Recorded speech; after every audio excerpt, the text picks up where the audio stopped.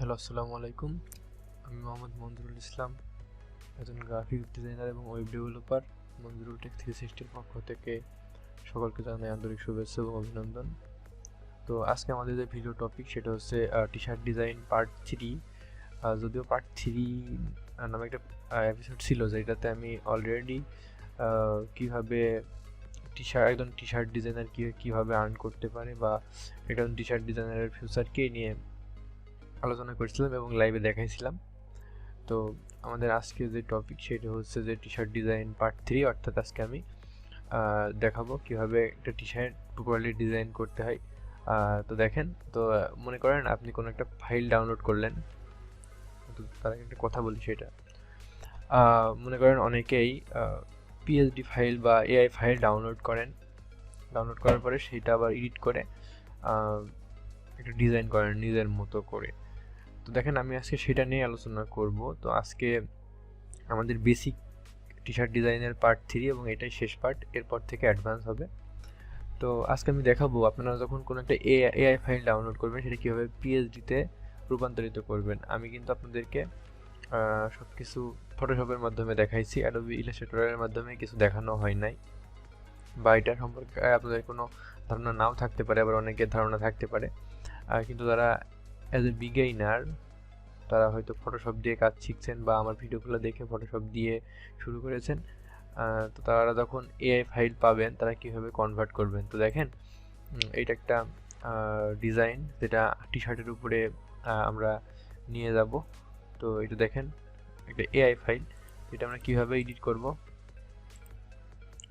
তো আমরা এখন এটা ফটোশপে নিয়ে যাব। তো যদি আমরা এআই ফাইল ফটোশপে ওপেন করি সেই ক্ষেত্রে ওপেন হবে না।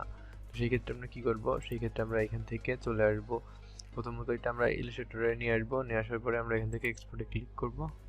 এক্সপোর্টে আছে, এখানে ক্লিক করার পরে এটা দেখেন পিএসডিতে পরিণত হচ্ছে। তো আমরা এখানে এক্সপোর্ট করে দিব। দেওয়ার পরে এখান থেকে আমরা জাস্ট সেভ দিয়ে দিব। তারপর এখানে ওয়েট করতে হবে, একটু ওয়েট করলেই কিন্তু এটা কমপ্লিট হবে। তো আপনারা আশা করি আমার আগের ভিডিওগুলো দেখে কিভাবে টি শার্ট ডিজাইন করতে হয় বা কিভাবে গুগল থেকে ডাউনলোড করে ডিজাইন করতে হয় এই সম্পর্কে আপনাদের ধারণা হয়েছে। এখন আপনাদেরকে অ্যাডভান্স লেভেলের যে জিনিসগুলো আছে এগুলা ধরে ধরে দেখানো হবে। তো যেহেতু আমাদের এটার কাজ শেষ, তো আমরা এখান থেকে চলে যাব এবং ফটোশপে চলে আসি। দেন আমরা এখান থেকে ওপেন করে নিয়ে আসি।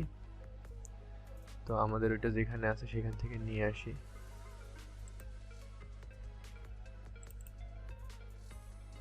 আমাদের পিএসডি ফাইল এই যে, তো আমাদের পিএসডি ফাইলটা ওপেন করে নিয়েছি। এবার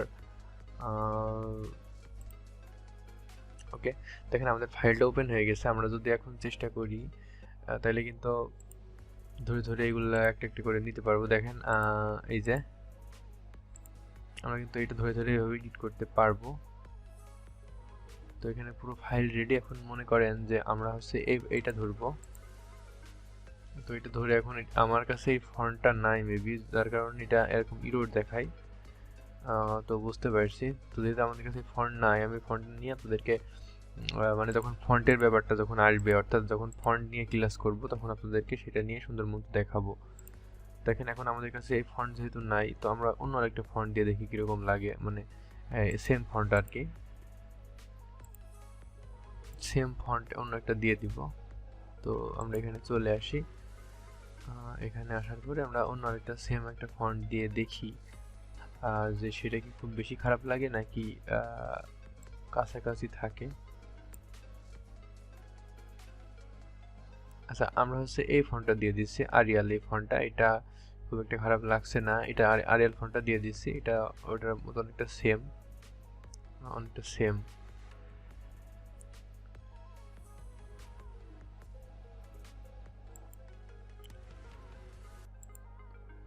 আচ্ছা দেখেন, এটা কিন্তু ওইটার মধ্যে অনেকটা। তো আমরা এখন এই ফন্টটা দিয়ে দিলাম, এই ফন্টটা দেওয়ার পর এটা ঠিক হয়ে গেল। এখন চাইলে আমরা এই লেখাটা চেঞ্জ করতে পারি। তারপরে মানে যেহেতু আমি পিএসডি ফাইল নিয়েছি, তো সেই ক্ষেত্রে এটা সব কিছুই করা যাবে নিজের মতো করে। এখন সব কিছু চেঞ্জ করা যাবে, কালার চেঞ্জ করা যাবে। তো এখন আমি অত কিছু মানে চেঞ্জ করছি না আপনাদেরকে দেখানোর জন্য, যেহেতু আশা করি আপনারা বুঝতে পারছেন যে হ্যাঁ এটা সব কিছু চেঞ্জ করা যাবে, মানে সবগুলো দেওয়া আছে। পিছনের ব্যাকগ্রাউন্ডটাও চেঞ্জ করা যাবে। তারপরে আর বাকি যেগুলো আছে সব কিছু চেঞ্জ করা যাবে। এখন এই যে ফাইলটা যদি এর মধ্যে কিন্তু সব কিছু আছে, দেখেন। তো আশা করি আপনারা এই বিষয়টা বুঝতে পারছেন সুন্দর মতো। এখন আপনাদেরকে যেটা দেখাবো সেটা হচ্ছে যে এটা টি শার্টের উপরে নিয়ে যেয়ে সুন্দর মতো দেখাবো। তো তার জন্য আমরা এখানে চলে আসি এবং সেই প্রসেসে আমরা এখানে ক্লিক। তো আমরা এখন এই ফাইলটা এখন ওখানে নিয়ে যাব। তো দেখেন আমরা ব্যাকগ্রাউন্ডটা মানে এখান থেকে উঠাই দিলাম, দেওয়ার পরে আমরা এগুলো সুন্দর মতো নিয়ে চলে আসি এখানে। আসার পরে আমরা এখানে দিয়ে দেই এটা। তো দেওয়ার পরে এবার আমরা কি করব, আমরা হচ্ছে নিচে যেগুলো আছে এগুলো সব উঠাই দেবো এখান থেকে, কারণ এইগুলো আমাদের আর প্রয়োজন নাই। তো এগুলো ওঠানো হয়ে গেছে। এখন আমরা কি করব, এখান থেকে কনভার্ট টু স্মার্ট অবজেক্ট এটা করে দিব। এটা করার পরে দেখেন এটা কনভার্ট টু স্মার্ট অবজেক্ট হয়ে গেছে। এখন কন্ট্রোল টি প্রেস করব, করার পরে জাস্ট এটা ভাবে ছোট করে দিব আমাদের টি শার্টের সাইজ অনুযায়ী। দেওয়ার পরে জাস্ট এখান থেকে করে ওকে করব। ওকে করার পরে জাস্ট এখান থেকে এটা কেটে দিব এবং ইয়েস করব। ইয়েস না করলে কিন্তু এটা হবে না। দেন এটা হয়ে গেছে। এবার যদি আমরা দেখি, দেখেন আমাদের টি শার্টের উপর এটা চলে আসছে। তো এটাই মূলত বিষয়। আপনারা যারা এরকম রেডিমেড ডিজাইনগুলা ডাউনলোড করবেন বা কোনোভাবে নেবেন, নেওয়ার পরে যদি সেটা এআই ফাইল পান, সেই ক্ষেত্রে আপনারা পিএইচডি করে নিয়ে ফটোশপের মাধ্যমে করতে পারেন। আর যদি মনে করেন ইলাস্ট্রেটরের মাধ্যমে করবেন, তাহলে সেগুলাও সেম প্রসেস। এখান থেকে জাস্ট নেবেন, তারপরে মকআপ ওপেন করবেন, তারপরে জাস্ট এই নিচের একটা মুছবেন, দেন এইভাবে ধরে নিয়ে এখান থেকে। তো আশা করি আপনারা বুঝতে পেরেছেন কিভাবে আপনারা এটা সুন্দর মতো এডিট করবেন। তো আজকের ভিডিওটা এই পর্যন্তই। আপনাদের যদি ভিডিও ভালো লাগে অবশ্যই লাইক দেবেন এবং কমেন্ট করবেন। আপনারা যে ধরনের ভিডিও চান সেটা সেই ধরনের কমেন্ট করবেন। আমি আপনাদেরকে আপনাদের পছন্দ অনুযায়ী বা আপনাদের যে ধরনের ভিডিও প্রয়োজন সেই অনুযায়ী ভিডিও দেওয়ার চেষ্টা করব। সবাইকে অসংখ্য ধন্যবাদ ভিডিওটি শেষ পর্যন্ত দেখার জন্য। আসসালামু আলাইকুম।